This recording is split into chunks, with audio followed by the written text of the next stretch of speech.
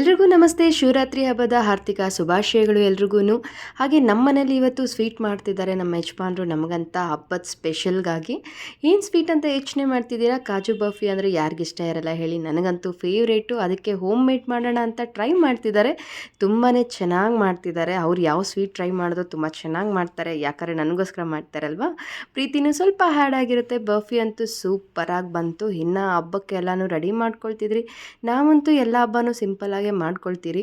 ಯಾಕಂದರೆ ಈ ನ್ಯೂಕ್ಲಿಯರ್ ಫ್ಯಾಮಿಲಿದಲ್ಲಿ ಗ್ರ್ಯಾಂಡಾಗಿ ಮಾಡೋ ಅಷ್ಟು ಟೈಮು ಇರೋದಿಲ್ಲ. ಮಕ್ಕಳಿರೋದ್ರಿಂದ ಸ್ವಲ್ಪ ಬ್ಯುಸಿ ಲೈಫ್ ಲೀಡ್ ಮಾಡಬೇಕಾಗತ್ತೆ. ಸಿಂಪಲ್ಲಾಗಿ ಇವತ್ತು ನಾನು ಐಸ್ ಕ್ಯೂಬ್ಸ್ ಯೂಸ್ ಮಾಡಿಕೊಂಡು ಶಿವಲಿಂಗನ ಮಾಡೋಣ ಅಂತ ಟ್ರೈ ಮಾಡ್ತಿದ್ದೀನಿ. ಇದೇ ಮೊದಲನೇ ಬಾರಿಗೆ ನಾನು ಟ್ರೈ ಮಾಡಿದ್ದು. ತುಂಬ ಚೆನ್ನಾಗಿ ಬಂತು. ಅಷ್ಟೇ ಭಕ್ತಿಯಿಂದ ನಾನು ಟ್ರೈ ಮಾಡಿದೆ.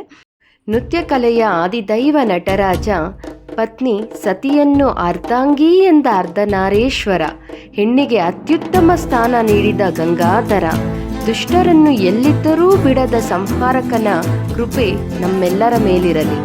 ಮಹಾಶಿವರಾತ್ರಿ ಹಬ್ಬದ ಶುಭಾಶಯಗಳು.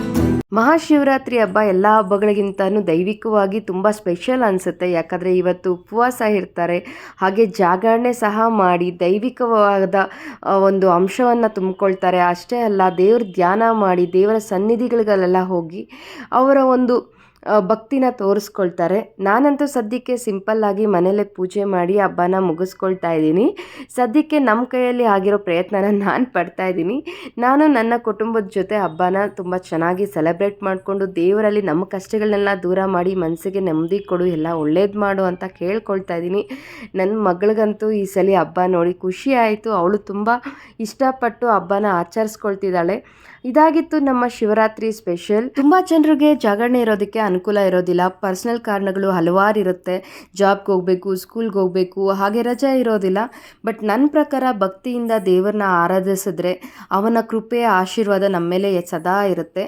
ಇದಾಗಿತ್ತು ನನ್ನ ಇವತ್ತಿನ log. See you soon in next log.